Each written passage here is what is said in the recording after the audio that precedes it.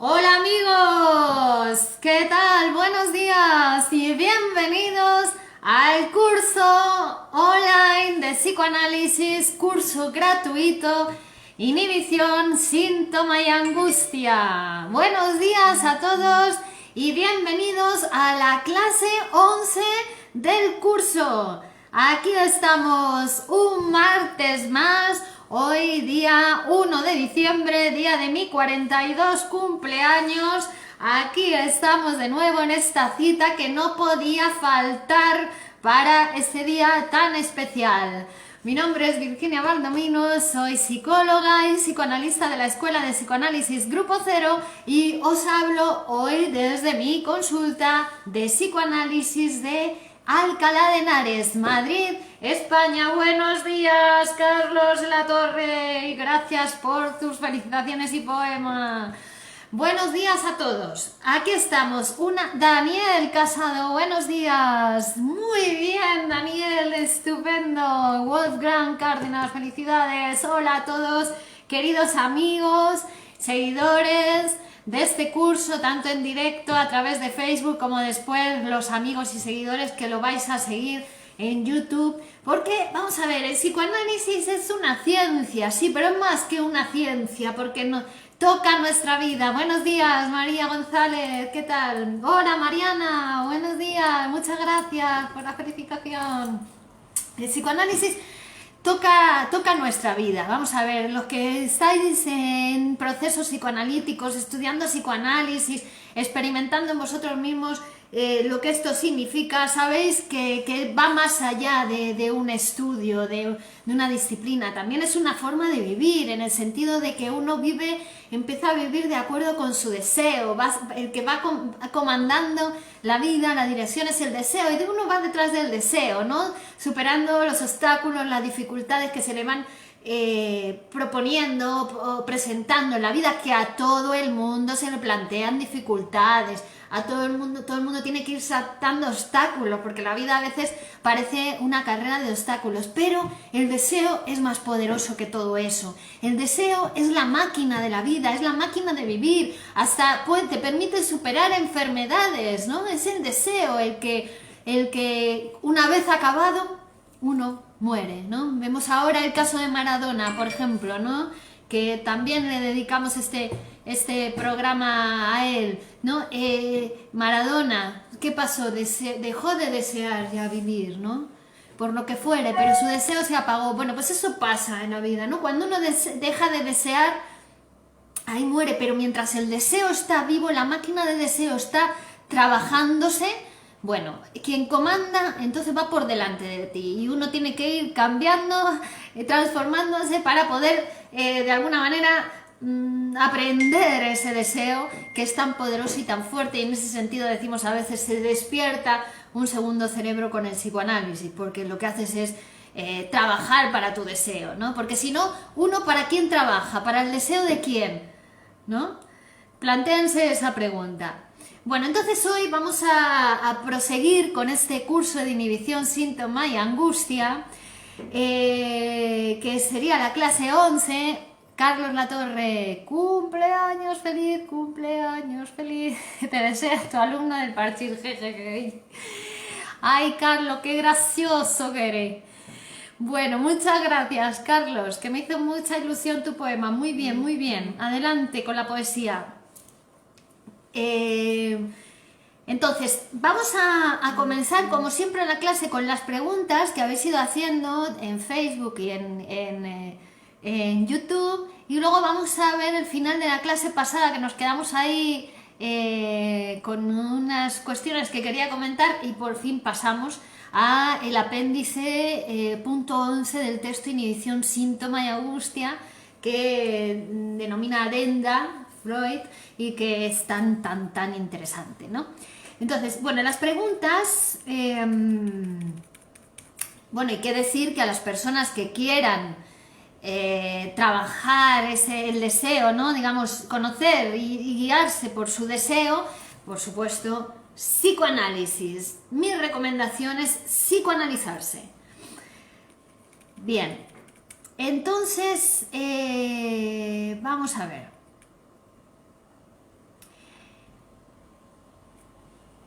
Mildred Donzou, que sigue el curso a través de YouTube, lo sigue en diferido y es muy aplicada y siempre manda alguna pregunta. Ella me pregunta si el miedo a la muerte está relacionado con sueños intranquilos, personas que se despiertan ocasionalmente sintiendo que las están ahogando o que tienen un peso encima. Bueno, recordad que los sueños de angustia tienen más que ver con la angustia que con los sueños. Y como vamos a ver hoy, vamos a repasar un poquito lo que es el tema de angustia y los diferentes tipos de angustia que existen. Vamos a ver esta pregunta cuando hablemos de la angustia, ¿vale? Vamos a responder a ella. Pero solo por empezar a puntualizar, recordad ese sueño de Freud, que no sé si hemos mencionado en este curso, pero en el de la interpretación de los sueños, desde luego que sí, donde él sueña, es un sueño infantil que él luego recupera muchos años después y lo analiza. Él tiene 5 o 6 años y sueña que su madre es llevada por 6 hombres con cabeza de pájaro como una especie de camilla, ¿no? Y la tumban en una cama y su madre tiene un aspecto así como si estuviera dormida, pero entonces él se despierta muy angustiado, el niño Freud, y tiene que ir a la cama de los padres a despertarlos hasta que no se despiertan, como para ver si están vivos ahí.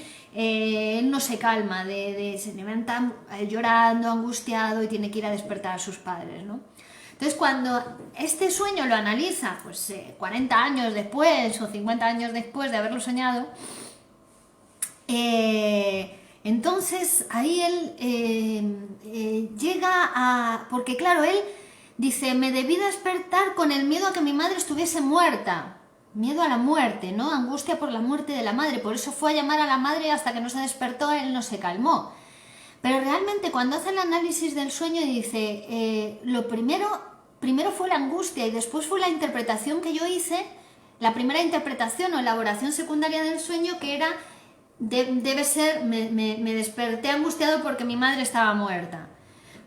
¿Vale? Pero eso es una interpretación que hace después de despertarse, porque realmente cuando interpreta el sueño, ahí empieza a decir, mira, lo que primero que recuerdo es que los días anteriores estuve viendo una Biblia de Philipson donde había representaciones de ciertos relieves egipcios donde aparecían hombres con cabeza de pájaro.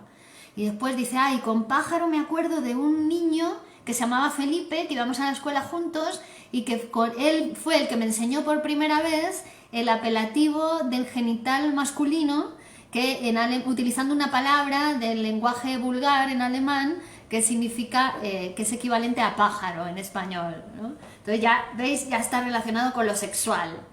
Y entonces de ahí empieza a relacionar, y claro, ya ve que la cuestión de la madre no tenía que ver tanto, ¿no? Aparecía ya la madre relacionada con coito, con el órgano genital masculino, ¿no? Con lo sexual.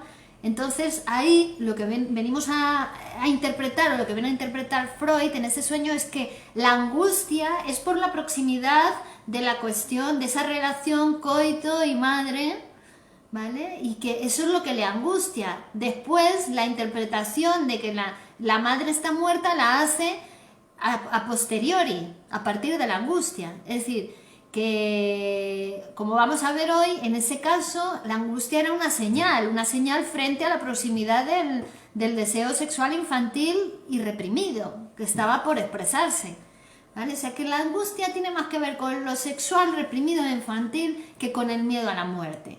El miedo a la muerte en realidad en el inconsciente no tiene representación. La muerte, lo más cercano a la muerte en el inconsciente es la castración.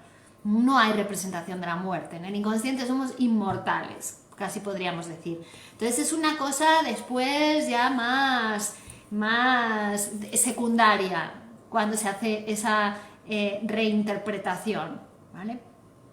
En el inconsciente lo más cercano a la muerte es la castración, o el miedo al superyo, el miedo al abandono, el miedo a perder el amor de los seres queridos, que viene a estar representando por el superyo en el aparato psíquico, el miedo a perder el amor de nuestro superyo, ¿no? De nuestra conciencia moral. Eso sería lo más cercano a la muerte, ¿vale? Muy bien, a ver, por aquí tenemos más mensajes. Karina Pereira, buen día Virginia, feliz cumpleaños, el deseo de un lindo día y una hermosa vida. Muchas gracias Karina, y tú que lo veas, porque seguramente que vamos a estar en conexión por muchos años. Marilyn Gómez, hola Virginia Valdominos Pastor, feliz cumpleaños, que la fuerza y el carisma que tienes sean tan contagiosos como cada día lo son en este tiempo que te voy siguiendo. Abrazo desde Argentina, abrazo Marilyn, y mucho más tiempo que vamos a estar en contacto, ya lo verás.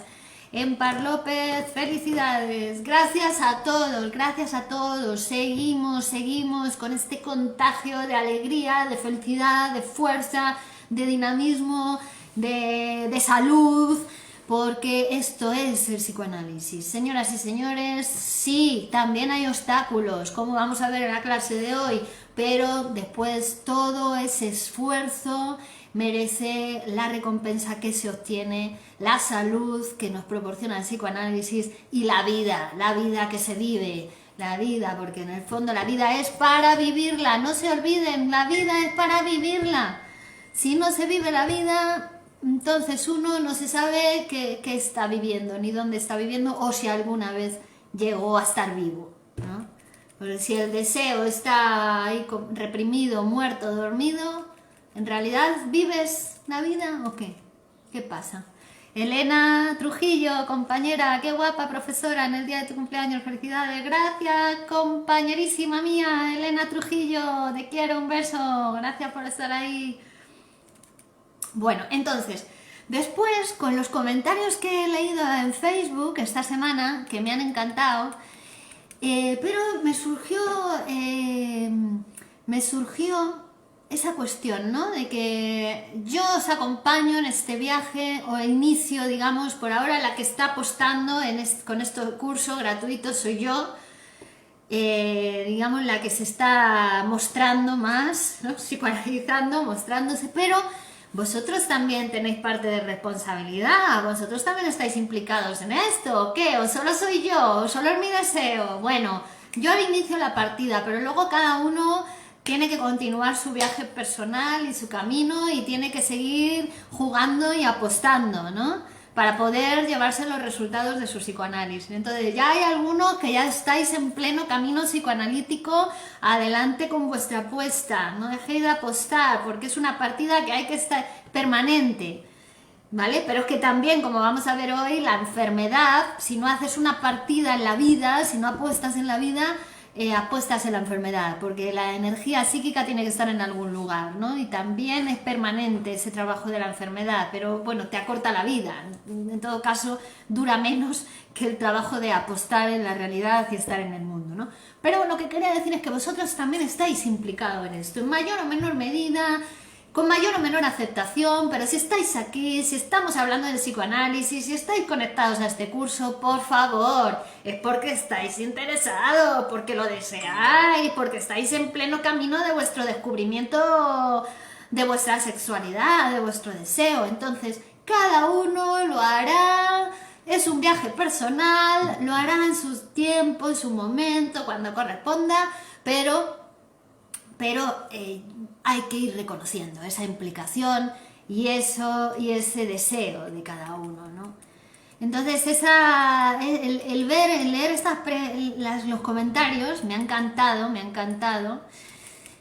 pero esa frase, ¿no? De que no se puede convencer a nadie que no esté previamente convencido, es decir, que estamos aquí porque nos sabemos humanos, porque nos sabemos vivos, porque nos sabemos que hay más allá de la conciencia, que ya hemos sido de alguna vez o de alguna manera tocados por nuestro deseo inconsciente, sorprendidos, ¿no? Quien no ha cometido un lapsus que se ha quedado sorprendidísimo, quien no ha soñado una cosa que se ha levantado afectadísimo por ella, ¿no? Sabiendo que hay una verdad, aunque no la comprenda, aunque esté encriptada en principio, ¿no? Pero hay una verdad.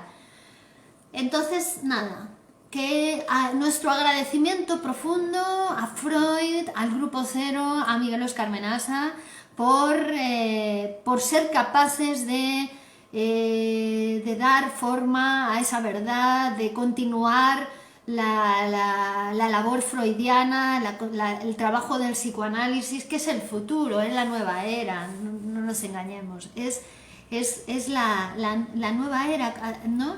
Es aceptar la existencia de lo inconsciente, que va más allá, ¿no? Que ya ha pasado, el racionalismo ya en los libros ha quedado superado, lo que pasa es que luego en la realidad seguimos siendo muy racionalistas, pero a eso hay que sumar las nuevas adquisiciones y los nuevos descubrimientos personales, ¿no? Que ya están ahí en los libros, pero que cada uno lo tiene que hacer en sí mismo. Luis Escobar, buen día Virginia desde Santa Fe, Argentina, que tengas un hermoso día. Buen día Luis, besos para Santa Fe, Argentina, querida Argentina. Carlos Latorre, ya sabes que lo haré dentro de poco. Muy bien, Carlos, muy buena decisión. Bueno, entonces, dicho todo esto y con esta felicidad y esta alegría que nos embarga en el día de hoy, pero bueno, como todos los días, porque uno cumple con la vida todos los días, vamos a pasar a ver el final de la clase pasada, que nos quedó un puntito por comentar y que yo no quería pasar por alto, sino darle pues la importancia y el tiempo que se merece. Entonces vamos a ver, estábamos hablando de ciertos condicionantes que van a dar las condiciones para que se produzca la neurosis, y que hablábamos de 3 tipos, ¿no? A ver. Son factores que participan en la causación de la neurosis y que crean las condiciones bajo las cuales esas fuerzas, energías psíquicas, que hemos dicho que son varias las que trabajan en nosotros, que somos sujetos contradictorios, conflictivos en nuestro aparato psíquico, y entonces nos las tenemos que arreglar, y la manera como resuelve cada uno eso, pues esa es su posición psíquica, ¿no? Bueno, pues estos condicionantes son un factor biológico, un factor filogenético y un factor psicológico. Son 3 factores que hacen que, pues que la neurosis o la causación de la neurosis sea una u otra, ¿no? El factor biológico se refiere a que nosotros, como especie humana, como seres humanos, nacemos muy prematuramente, ¿no? Estamos menos tiempo de vida intrauterina que otros animales. Entonces eso hace que cuando nosotros nazcamos, nacemos muy endebles, muy poco preparados para la vida, nacemos antes de tiempo y necesitamos, entonces dependemos de los adultos, de otro agente exterior que nos salve la vida. Entonces eso hace que la influencia del mundo exterior quede sobre nosotros intensificada, ¿no? Y eso también va a hacer que se vaya diferenciando en nosotros lo que es el ello, es decir, esos impulsos instintivos con los que nacemos, el motor de la vida, lo que mueve al niño a la supervivencia, a seguir viviendo, ¿no? Pero también la influencia del mundo exterior, que es el que le salva la vida, ¿no? Entonces va a ir haciendo que en el aparato psíquico se vaya diferenciando del ello, esa otra parte del ello que es el yo, que va a ser el que le pone en contacto a los impulsos instintivos con la realidad exterior. Pero también eso hace que la importancia de ese agente exterior que le salva la vida al niño quede intensificada, ¿no? Ahora ya el niño le hace una atribución enorme a esa persona que le salva la vida, porque es que el niño, él no puede, o sea, es directamente proporcional a su impotencia, a su incapacidad para sobrevivir por sí solo. Por eso la atribución que el niño le hace a la madre o a esa persona que desempeña la función madre es enorme, es de una totipotencia y es como un dios para él, ¿no? Ni siquiera Dios, es un agente todopoderoso para el niño.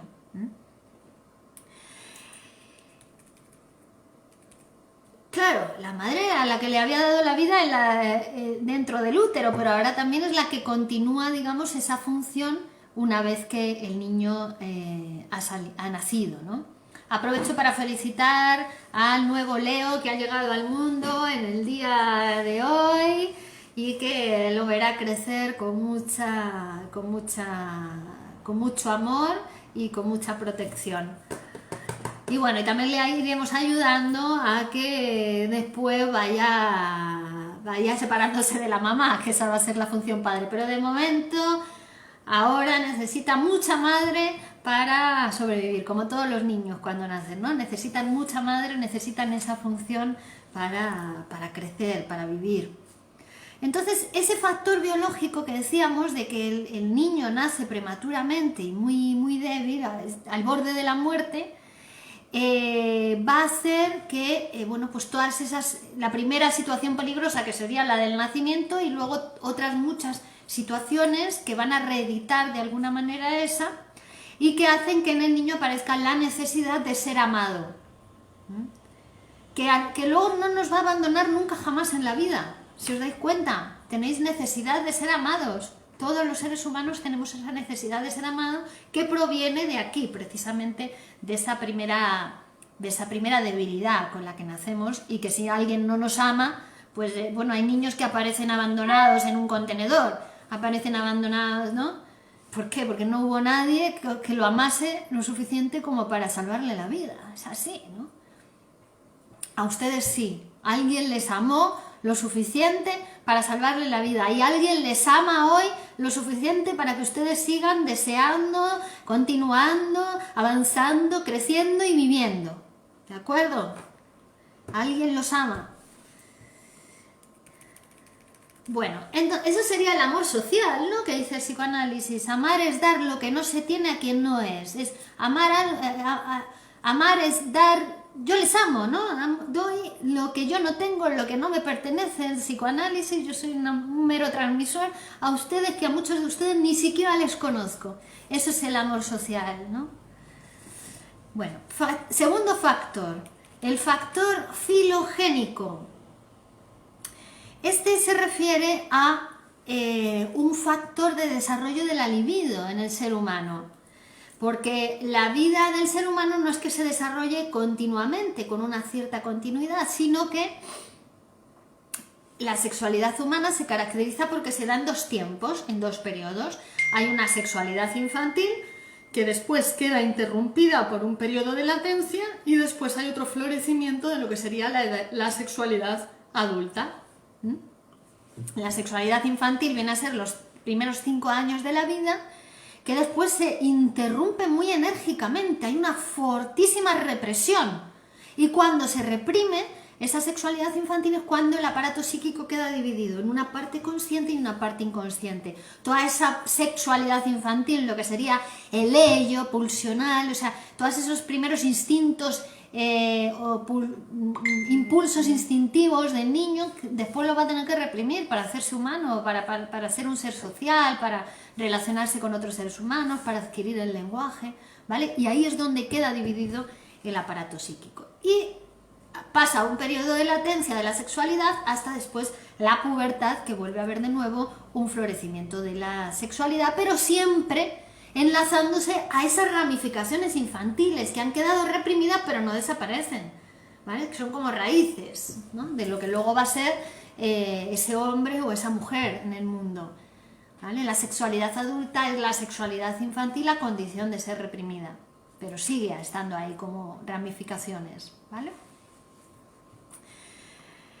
Bien, claro, ¿qué pasa? Que esta sexualidad infantil reprimida se convierte en la causa no solamente de los sueños o de los lapsus, sino también de los síntomas.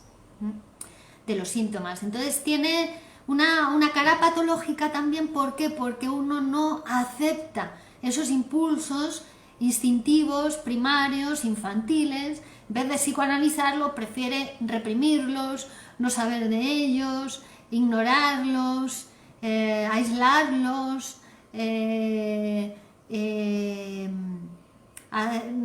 deshacer lo hecho en el deseo, etcétera, que son mecanismos que utilizan yo, técnicas que utilizo yo para no querer saber de eso nada, para defenderse de esos impulsos instintivos, pero no desaparecen, ¿no?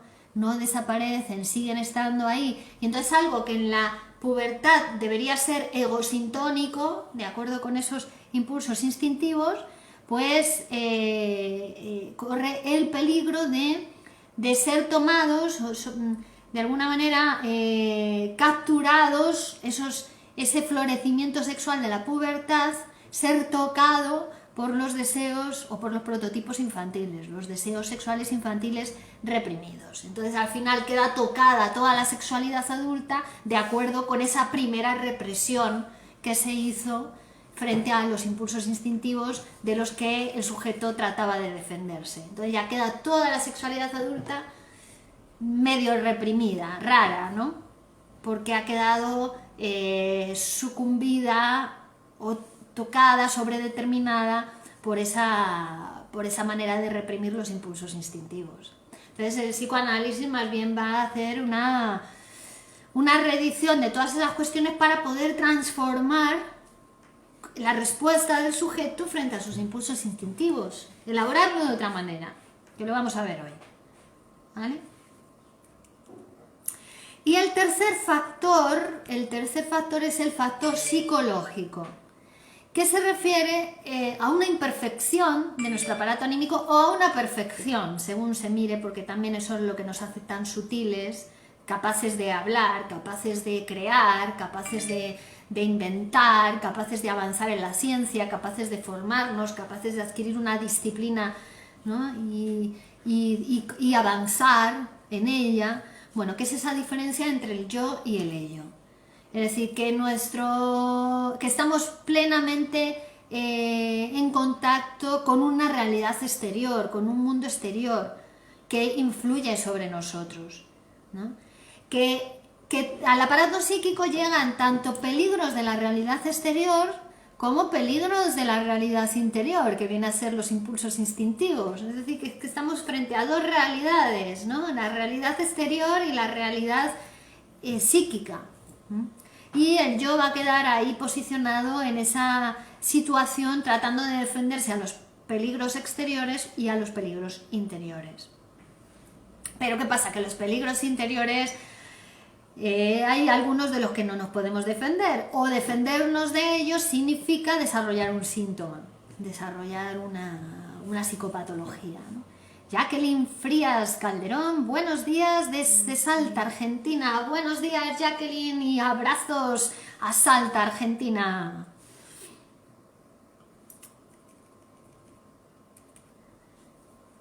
Claro, porque cuando uno trata de defenderse de esos impulsos instintivos, como el yo está muy relacionado con el ello, al rechazar un peligro instintivo, de alguna manera hace un daño también al ello, ¿no?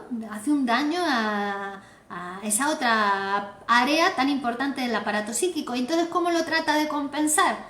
Haciendo una modificación en su yo, ¿no? Restringiendo la propia organización del yo, y ahí va construyendo los síntomas. Es decir, es una forma de darle una prerrogativa al ello, de decir, vale, no te dejo que satisfagas esos impulsos instintivos así de esa manera, pero bueno, satisfazlos de esta otra, camuflándolos, disfrazándolos de una manera que aparentemente inofensiva, porque después el síntoma te va restando vida, te va quitando capacidad de goce, te va sacando de la realidad, te va impidiendo crecer en el mundo, ¿vale? O sea que es una dinámica, un poco, pues es una solución que uno adopta, es una solución, el síntoma es una manera de resolver ese conflicto que cada uno ha adoptado. Y no olvidemos que Freud nos dice que el yo es el síntoma por excelencia, como decía el otro día Mariana, me recordaba en la clase de Freud de los jueves, ¿no? El yo es el síntoma por excelencia, es el primer síntoma del aparato psíquico, nuestro yo. Por eso tampoco conviene mucho reforzar el yo, hay que tener el aparato psíquico en movimiento, a punto, ¿no? Como el coche, no puedes solamente fijarte en la batería y no darte cuenta si hay líquido de frenos, o si las zapatas están bien, o si las ruedas están hinchadas, ¿no? Tienes que tener en cuenta todo el aparato, toda la máquina. Pues es lo mismo con el aparato psíquico. El psicoanálisis va a ser ese trabajo casi mecánico, casi mecánico podemos decir, porque el aparato trabaja con energías, con fuerzas. Entonces el psicoanálisis permite ir deshaciendo represiones, sí, pero esa energía que queda liberada se va a redistribuir en todo el aparato y va a poner en funcionamiento los diferentes mecanismos de la máquina, del aparato psíquico. Tampoco quiero caer en la representación del sujeto maquinal, pero es que es un aparato complejo que está en funcionamiento.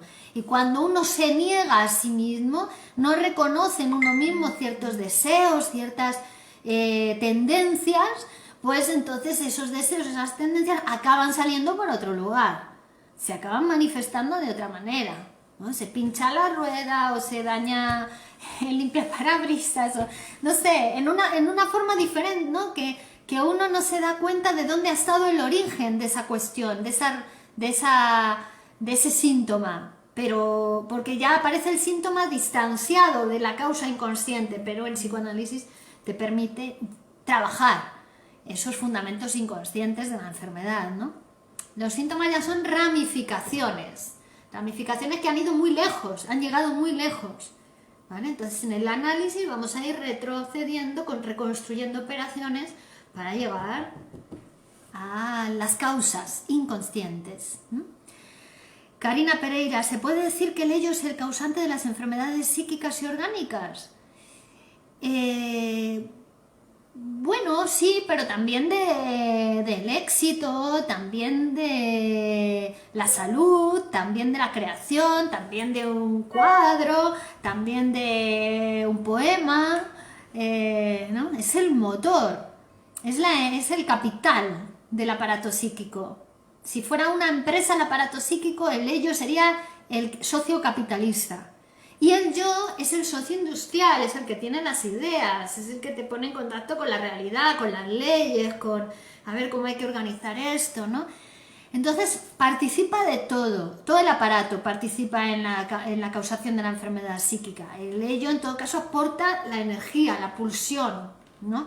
Pero después la idea de cómo me las ingenio yo para dejar que esta pulsión se exprese sin que me produzca demasiado displacer en mi aparato, pues eso es el yo, el que proporciona la idea. Y además luego está el super yo, que es el que te castiga por haber tenido esos deseos ilícitos, porque el super yo sabe del ello y de sus deseos. Aunque el yo no quiera saber, el super yo está conectado con el ello. Entonces es todo el aparato el que participa.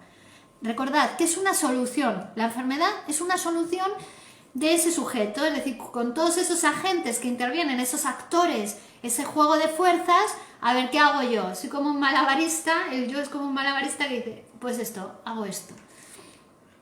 Entonces participa todo el aparato psíquico en la enfermedad, no podemos separarlo porque somos esa complejidad. Y en las enfermedades orgánicas lo mismo. Las enfermedades orgánicas o están antecedidas por una depresión psíquica, una depresión del sistema inmune que da lugar a que el sujeto no se pueda defender de agentes infecciosos exteriores o de agentes tumorales interiores. Eso da lugar a una enfermedad física, orgánica. O ya si hablamos de las psicosomáticas, ya es otra estructura que sigue otro proceso de producción, pero también con factores psíquicos implicados, porque la psicosomática nace de una insistencia en las neurosis actuales, en la neurosis de angustia, en la hipocondría, ¿no? En la neurastenia. En esa insistencia se acaba dañando el órgano, se acaba rompiendo, ¿vale? Pero no podemos olvidarnos de los factores psíquicos, están implicados en cualquier cosa que nos pasa. En cualquier cosa que nos pasa en nuestra vida estamos implicados psíquicamente. Queramos saber o no saber de ello. Cuanto menos quieras saber de ello, más te vas a enfermar, ¿vale? O más vas a hacer, porque a veces uno no se enferma, pero va por ahí por el mundo haciendo cagadas a los demás, ¿no? Entonces es lo mismo, no te enfermas tú, pero dañas a toda la comunidad, ¿vale? Gracias, ahora me quedó claro. Gracias a ti, Karina, por la pregunta. Bueno, entonces ahora vamos a pasar al apéndice de este texto que venimos trabajando desde todas estas clases.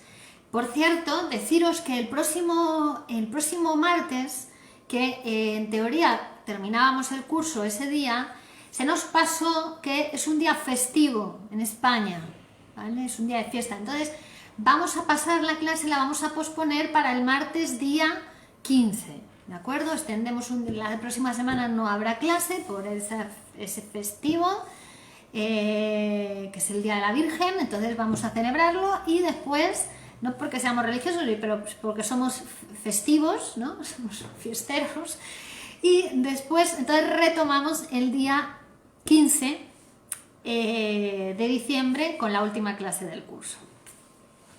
Entonces, en este apéndice Freud va a retomar algunos temas que hemos ido tratando a lo largo del curso, pero que hemos tenido que dejar prematuramente porque en ese momento no había tiempo para continuarlos, y él aquí, con el apéndice 11, va a dar protagonismo o la importancia que requieren a estos temas. Estos temas son, por una parte, ciertas modificaciones de opinión que va a hacer Freud de acuerdo con las investigaciones y los resultados obtenidos en esas investigaciones con respecto a textos y libros publicados anteriormente. Entonces nos va a hablar de la resistencia y la contracarga, la angustia por la transformación de la libido y la represión y la defensa. Y luego, en la clase que viene, hablaremos del complemento al tema de la angustia y angustia, dolor y duelo, ¿vale? Entonces, vamos a empezar por esas modificaciones de opinión que ha ido haciendo Freud. Eso es, Carlos, la clase del 8 pasa al 15 de diciembre, efectivamente. Bueno, claro, cuando uno dice represión, puede caer en pensar que la represión se hace una sola vez, ¿no? Yo reprimí una idea porque no me gustó, un pensamiento, pensé mal de alguien y al mismo tiempo me dije, pero ¿cómo puedo pensar esto, no? Y entonces ahí reprimo. Reprimir significa alejar de la conciencia, no querer saber nada de eso, olvidarte de eso. Pero una vez que lo pensaste ya no lo puedes eliminar. Lo olvidas, pero pasa a ser inconsciente. Y desde el inconsciente esa idea sigue trabajando, ¿vale?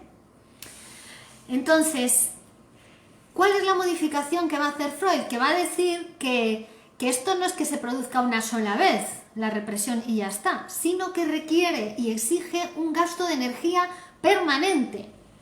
¿Por qué? Porque la represión es algo que se hace frente al impulso instintivo, y el impulso instintivo no deja de seguir presionando para expresarse.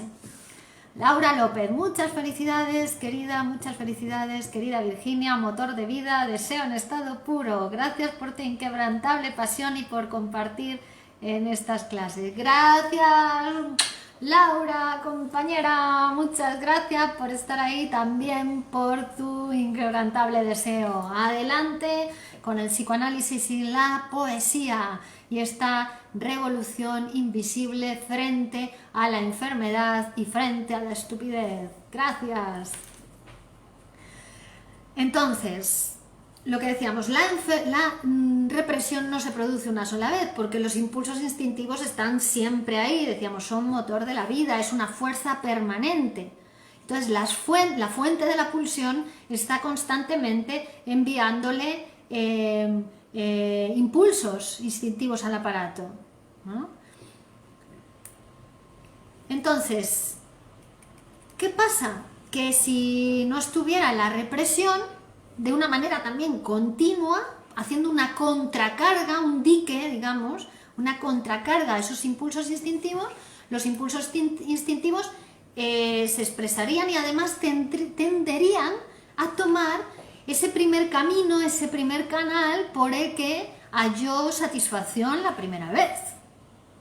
Primera experiencia de placer, ¿no? Infantil, ¿no? Pero ya la represión apareció para desviar el impulso instintivo de ese primer canal y ponerle en otros canales, ¿no? Entonces ahora, ¿qué pasa? Si no se siguiera aplicando la represión de una manera permanente, pues el impulso instintivo volvería de nuevo a ese cauce original, que es el que ha quedado como más marcado en nuestro aparato psíquico, ¿vale? Eso lo que hace es que obliga a que la represión esté permanentemente repitiéndose indefinidamente. Esta misma actividad que hace la represión, ¿cómo la vemos nosotros en el análisis? Bueno, pues porque el paciente, esa misma fuerza contra el impulso instintivo se expresa en el análisis en forma de resistencia a no querer saber nada de eso, y se expresa como resistencias en la labor analítica. La resistencia en realidad es una contracarga, una anticatexis, ¿no?, frente a ese impulso instintivo que trata de expresarse. Aquí vemos diferencia entre lo que sería la neurosis obsesiva, por ejemplo, y lo que sería la histeria o la fobia. Porque en la neurosis obsesiva, esa contracarga, ¿no?, contra los impulsos instintivos va a formar algo en el yo, va a producir una modificación en el yo, ¿vale?, que son las formaciones reactivas del yo tan comunes y tan habituales en la neurosis obsesiva, y que van a ser realmente, es una intensificación de rasgos de carácter normales que se tienen que producir en el yo, pero que en el neurótico obsesivo quedan intensificados debido a esta contracarga. Por ejemplo, la compasión, la escrupulosidad, la limpieza, la minuciosidad, que son características exageradas en el neurótico obsesivo. Es por esto que se producen, es decir, esa energía de la contracarga lleva a exagerar estos rasgos del carácter normales que se van a producir en el periodo de latencia de la sexualidad infantil, es decir, en ese periodo donde se reprime la sexualidad infantil y el niño era sádico, era perverso, era exhibicionista, jugaba con la caca, ¿no? El niño era eso, esa es la sexualidad infantil. Bueno, pues ahora aparecen los diques a la sexualidad infantil, la compasión, la escrupulosidad, el asco, la limpieza, pero en el neurótico obsesivo eso se intensifica. Por eso los neuróticos obsesivos están tan preocupados por la limpieza, tan preocupados, ¿no?, tan compasivos, tan moralistas, pero es por esa intensificación dada debido a esa contracarga, ¿vale? En la histeria, sin embargo, es más difícil ver ese destino de la contracarga, no es tan apreciable, ¿no? También hay formaciones reactivas en el yo, en el caso de la histeria, pero el conflicto de ambivalencia en el caso de la histeria toma otra solución, ¿no? ¿Qué es lo que hace? Cambia, por ejemplo, el odio hacia una persona, ¿no?, que el neurótico obsesivo lo que hace es que se vuelve muy moralista y muy compasivo, ¿no? Pues la histeria lo que hace es cambia el odio por amor excesivo hacia esa persona. Veíamos el otro día, hablábamos del caso de una madre que es excesivamente tierna hacia su hijo, ¿no?, preocupada excesivamente, que eso se ve además, ¿no?, que llama la atención. Ojo, qué preocupada está por su hijo, ¿no? Tiene 20 años, 25, 30 y sigue con una preocupación, ¿no? Y que decíamos que en realidad lo que expresa es una transformación de un odio inconsciente a una excesiva ternura, ¿no? Entonces, en el caso de la histeria, como vemos, siempre permanece lo que es la fijación tenaz a un objeto, solo que cambia el polo, ¿no? Cambia odio por excesiva ternura, pero sigue fijado a un objeto determinado. No se transforma en una disposición general del yo, no es que la madre esa sea tierna con todos los niños, excesivamente tierna con todos, no, es con ese, ¿vale? Hay un objeto muy fijado. En la neurosis obsesiva no. En la neurosis obsesiva se produce generalización, porque pasa dos cosas en la neurosis obsesiva: se relaja la relación con el objeto y además aparece intensificado el uso del mecanismo del desplazamiento.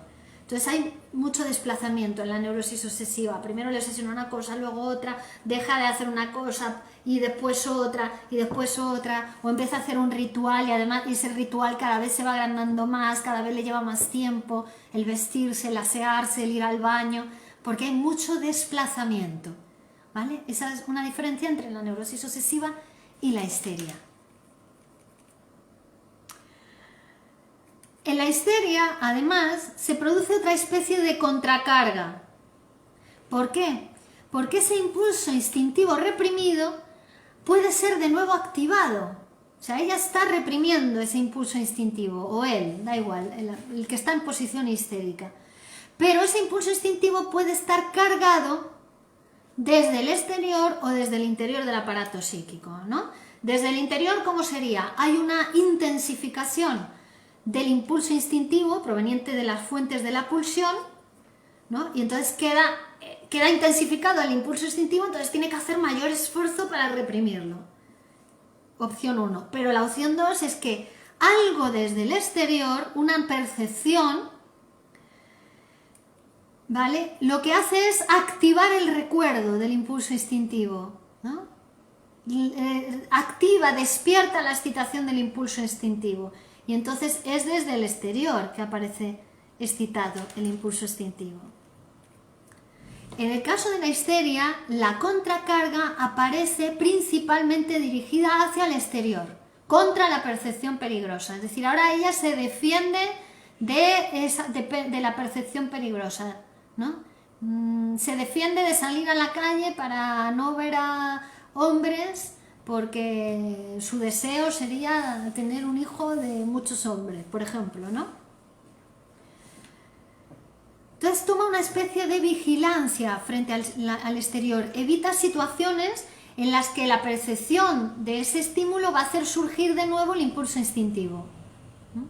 Y cuando emerge, a pesar de todo, lo que hace la histérica es distraer su atención del impulso instintivo mediante las restricciones del yo. Aplica de nuevo la represión y aplica las restricciones del yo. Es lo que la Forgue llamaba, la escuela francesa, escotomización, ¿no? La contracarga está dirigida contra el exterior. Lo mismo que en las fobias. En las fobias todavía es mucho más llamativo que en la histeria, ¿no? Porque la fobia es concretamente contra el objeto fóbico. Entonces evita el objeto fóbico y así logra el desarrollo de angustia. Pero también la contracarga está dirigida hacia el exterior. En la neurosis obsesiva no, en la neurosis obsesiva se dirige contra el interior, la contracarga, contra esos impulsos instintivos reprimidos. Aunque tampoco es que sea absolutamente diferente, sino que siempre es una cuestión de cantidad, tanto en la histeria, en la fobia, como en la neurosis obsesiva. Y aquí Freud nos va a decir que existe una íntima relación entre lo que es la represión y la contracarga exterior. Parece que la represión del impulso instintivo está más en relación con la contracarga dirigida hacia el exterior, como le pasa a la histérica y al fóbico, mientras que en la neurosis obsesiva se hace más llamativo la contracarga interior, que lleva a una regresión. Recordemos que en la neurosis obsesiva hay una regresión libidinal, una regresión a una fase previa del desarrollo psicosexual del sujeto. En concreto, en la neurosis obsesiva se regresa a la fase anal. Es decir, hay una modificación del yo por reacción reactiva, por formación reactiva. En el análisis, ¿qué sucede? En el análisis el yo va a seguir siendo fiel a sus contracargas. Es como que, claro, él ha estado durante años intentando desviar su atención o poner su atención, mejor dicho, en ideas, en percepciones que le permitan evitar esos impulsos instintivos, que le permiten distraerse de lo pulsional, que le ha resultado conflictivo, le ha resultado contradictorio. Entonces durante años ha estado haciendo eso, ¿no? Entonces ahora, claro, le decimos que no, que justamente lo que tiene que hacer es hablar libremente y poner atención a todo lo que provenga de su aparato psíquico, y ahora tiene que hacer una cosa nueva. Entonces eso va a producir resistencias en el análisis. Ahora va a tener que reconocer como suyos propios ciertos impulsos que son totalmente contrarios a lo que él considera familiar, a lo que considera su yo, ¿no? A lo que considera conocido desde su conciencia. Entonces eso va a ir despertando resistencias en el análisis, porque es reconocerse que también, que también hay un no yo, ¿no? Que forma parte de uno, que es todo lo inconsciente, todo eso que no es el yo, pero que también eres tú, ¿no? Es tu aparato psíquico, es tu complejidad. Entonces, tenemos que ir en la labor analítica luchando contra esas resistencias, ¿no? ¿Y cómo hacemos esa lucha? Bueno, primero, en la labor analítica se va haciendo consciente, el paciente se va haciendo consciente en muchos puntos de esas resistencias que antes estaban conectadas con lo inconsciente, porque recordemos que las resistencias son la manifestación en el análisis de la represión, y la represión es para no saber de eso, es decir, para hacer inconsciente algo. Entonces, en el análisis uno se va haciendo consciente de sus propias resistencias también, ¿no? A medida que avanza el proceso psicoanalítico. Entonces, a esas resistencias le vamos oponiendo argumentos lógicos en el análisis.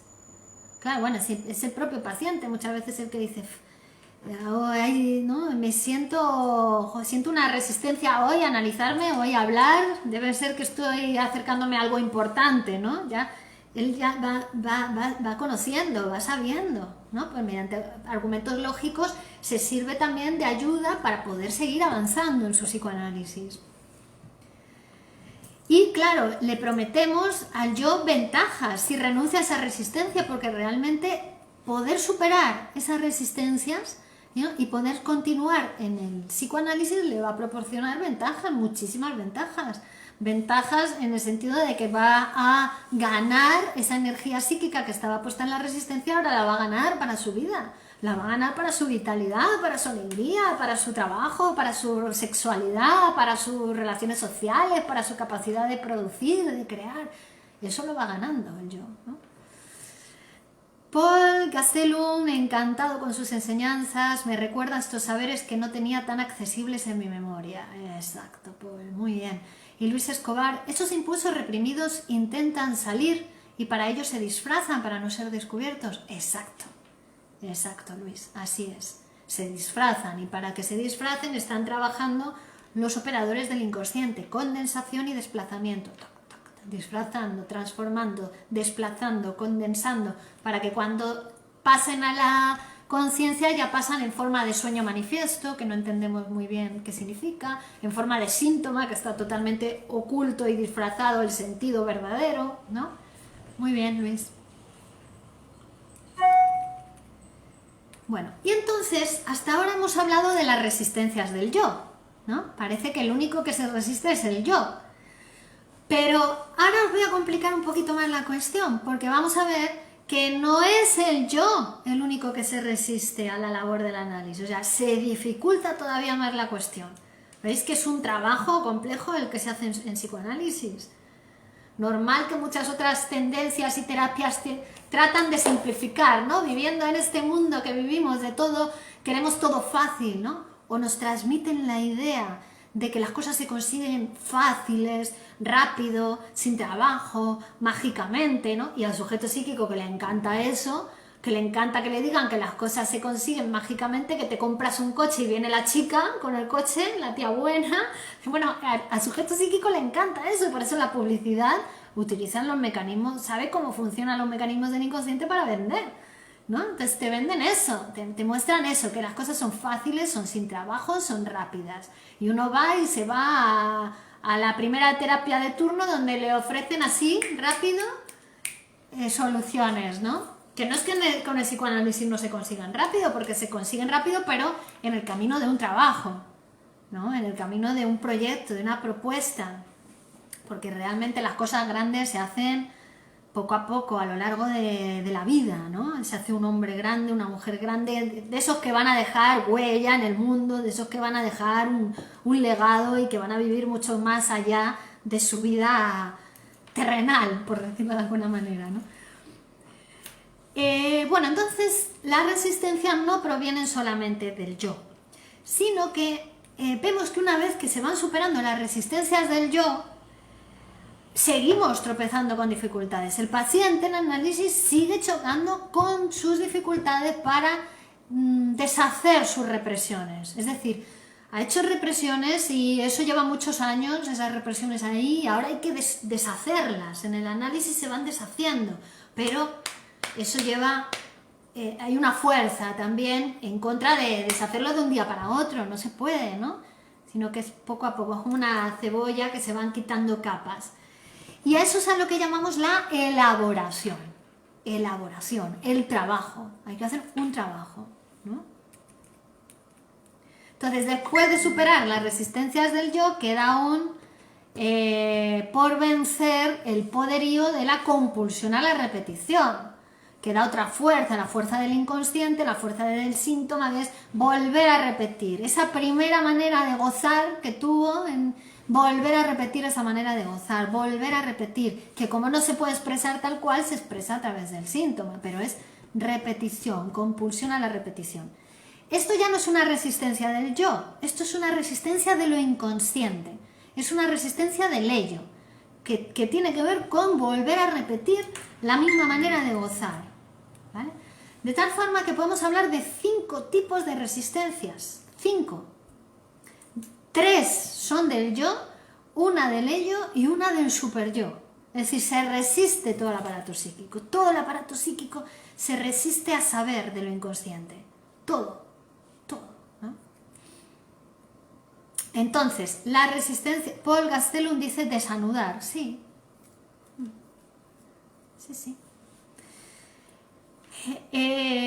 Las resistencias del yo son 3. Una, la resistencia de la represión, como hemos dicho. Esa represión sigue estando ahí, lleva un tiempo hasta que eso se vaya desanudando o deshaciendo. Es una contracarga, es una fuerza, es una energía, ¿no?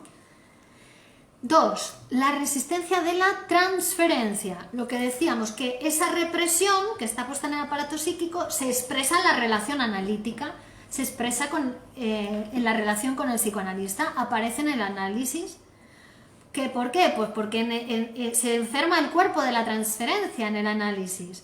Esas cosas que el paciente no puede recordar, no le puede poner palabras porque son inconscientes, ahora se empiezan a hacer en acto, se actúan en la relación con el psicoanalista.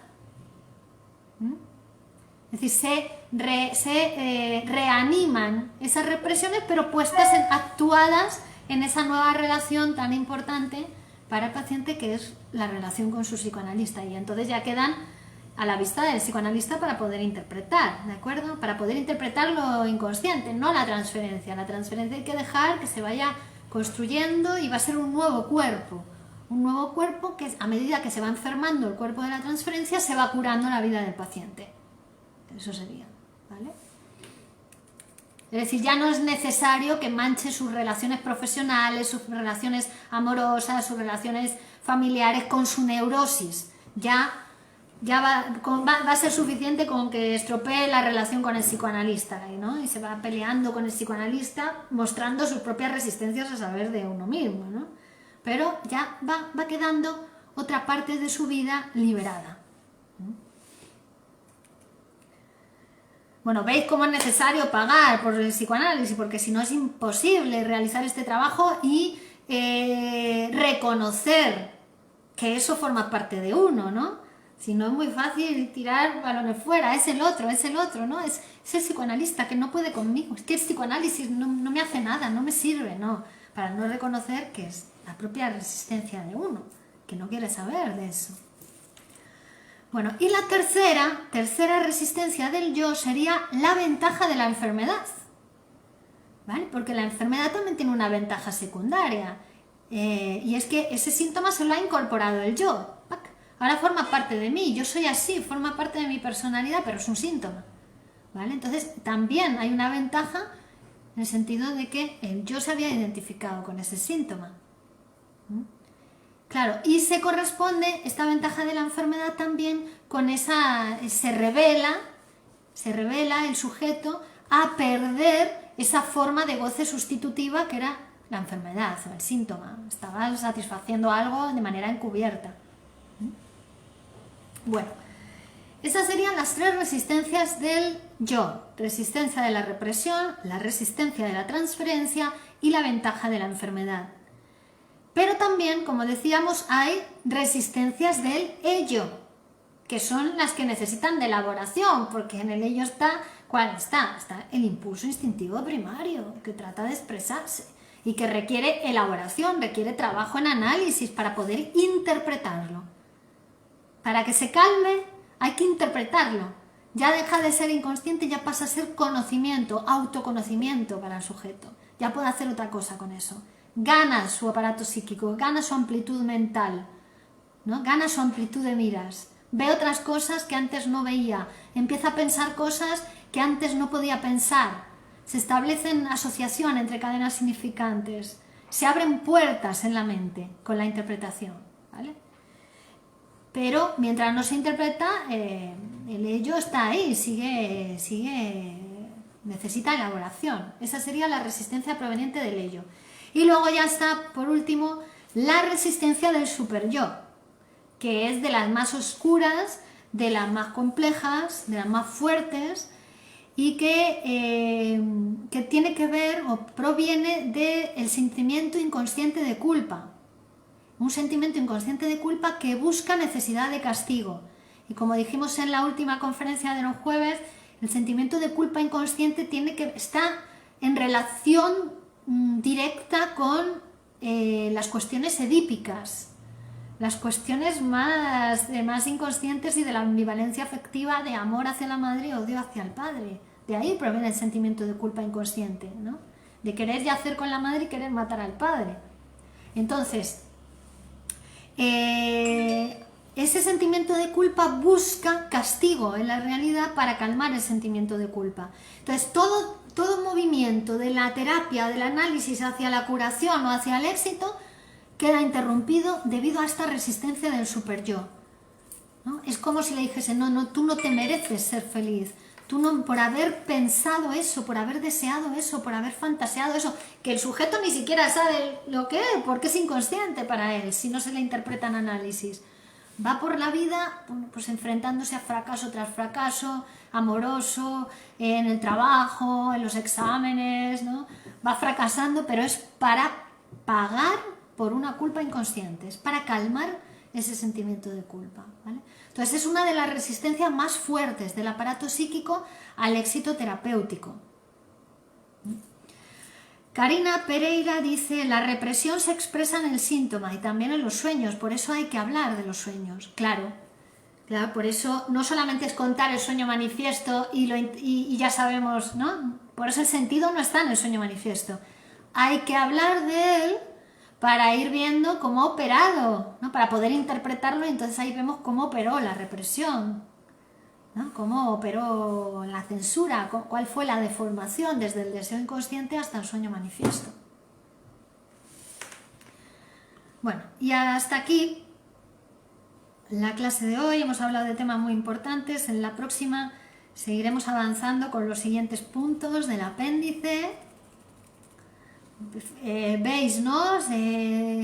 Me parece que hoy transmitiros esa idea de la complejidad del aparato, también de la complejidad del psicoanálisis en su versión más terapéutica y cómo nos ayuda no solamente a curarnos, que ya es un efecto secundario del psicoanálisis, ¿no? Sino a proponernos una manera más sana de vivir, más saludable, ¿no? Reconociendo nuestros deseos, actuando de acuerdo a nuestros deseos, no reprimiendo el deseo ni a los demás, ¿no? Sino reconociéndose inconsciente también, reconociendo que hay un saber no sabido en nosotros que precisamente a través de la interpretación podemos ampliar nuestra mente, nuestra capacidad mental, ¿no? Nuestra capacidad también de estar en contacto con nosotros y con el mundo.